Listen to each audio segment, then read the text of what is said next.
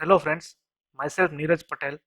આ વિડિયો લેક્ચરમાં ફરી એક વખત આપણે જીએસઆરટીસીમાં જે હેલ્પરની ભરતી આવી છે તેમાં પૂછાઈ શકે તેવા કેટલાક મહત્વના એમસીક્યુ સોલ્વ કરીશું.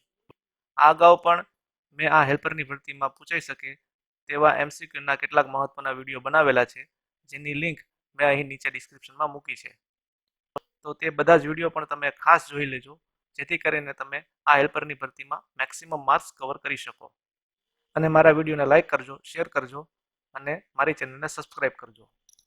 હવે આપણે ઇન્ટેક એન્ડ એક્ઝોસ્ટ સિસ્ટમને લગતા કેટલાક મહત્વના એમસીક્યુ સોલ્વ કરીશું. તો પહેલો પ્રશ્ન છે, ટર્બો ચાર્જર ક્યાં ફિટ કરેલું હોય છે?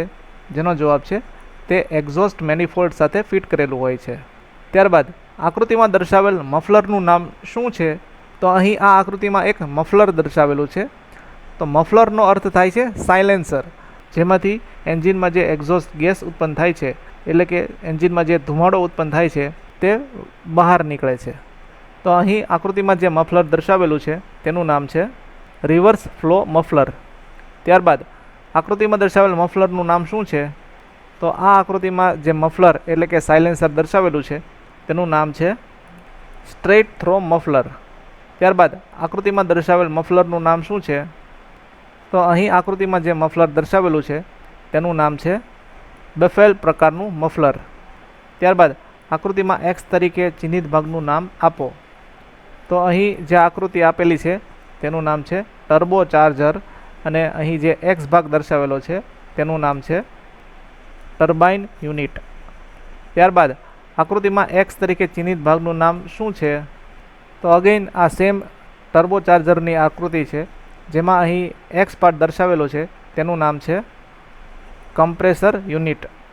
તો આ બંને પ્રશ્નમાં એક જ આકૃતિ આપેલી છે, જેમાં આ જે ડાબો પાર્ટ છે તે કમ્પ્રેસર યુનિટ છે અને અહીં જે જમણો પાર્ટ છે તે ટર્બાઇન યુનિટ છે. ત્યારબાદ સામાન્ય રીતે ઇનલેટ મેનિફોલ્ડ ઉત્પાદન માટે વપરાતું મટીરિયલ કયું હોય છે? જેનો જવાબ છે એલ્યુમિનિયમ અલોય. અને અલોયનો અર્થ થાય છે મિશ્ર ધાતુ. તો ઇનલેટ મેનિફોલ્ડ બનાવવા માટે એલ્યુમિનિયમની મિશ્ર ધાતુનો ઉપયોગ થાય છે.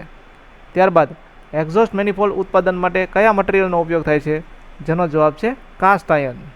તો કાસ્ટ આયર્ન એ પણ એક મટીરિયલનું નામ છે, અને આ કાસ્ટ આયર્નનો ઉપયોગ એક્ઝોસ્ટ મેનિફોલ્ડ બનાવવા માટે થાય છે.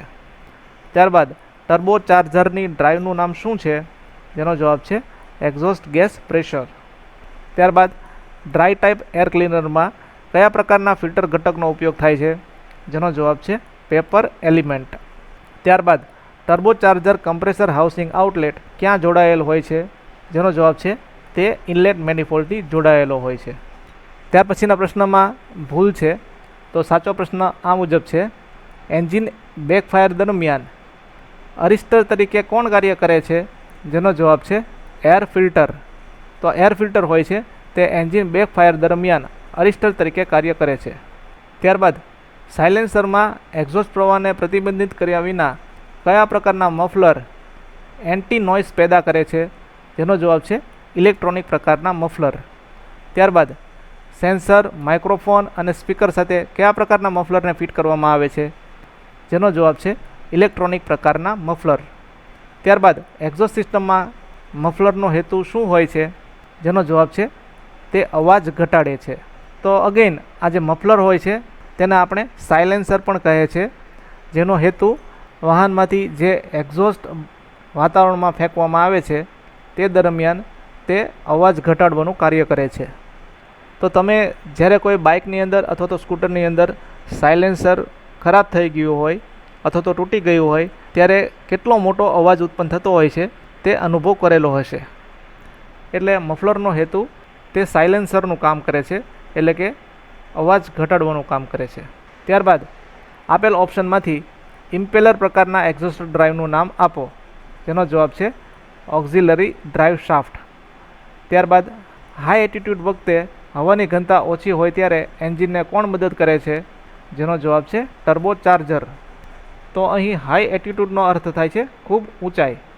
જેમ કે કોઈ વિમાન છે તે હવામાં ખૂબ ઊંચાઈએ ઉડતું હોય છે, અને જ્યારે વિમાન ખૂબ ઊંચાઈએ ઉડતું હોય છે ત્યારે હવાની ઘનતા ખૂબ ઓછી થઈ જતી હોય છે. તો હવાની ઘનતા ઓછી હોવાને કારણે એન્જિનમાં પ્રોબ્લેમ થવાની શક્યતા રહે છે. તો આ જે ટર્બો ચાર્જર હોય છે તે એન્જિનમાં સપ્લાય કરવામાં આવતી હવાની ઘનતા વધારવાનું કાર્ય કરે છે. અને છેલ્લો પ્રશ્ન છે, એક્ઝોસ્ટ સિસ્ટમમાં વોલ્યુમેટ્રિક કાર્યક્ષમતાને ઘટાડવાનું શું કારણ હોય છે? જેનો જવાબ છે વધુ પડતું બેક પ્રેશર. તો આ વિડિયો લેક્ચરમાં આપણે હેલ્પરની પરીક્ષામાં પૂછાઈ શકે તેવા કેટલાક મહત્ત્વના MCQ સોલ્વ કર્યા. તો હું આશા રાખું છું કે આ વિડિયો તમને આવનારી હેલ્પરની ભરતી માટે ખૂબ જ ઉપયોગી નીવડશે. તમારા આ વિડિયોને લાઇક કરજો, શેર કરજો અને મારી ચેનલને સબસ્ક્રાઈબ કરજો. Thank you very much.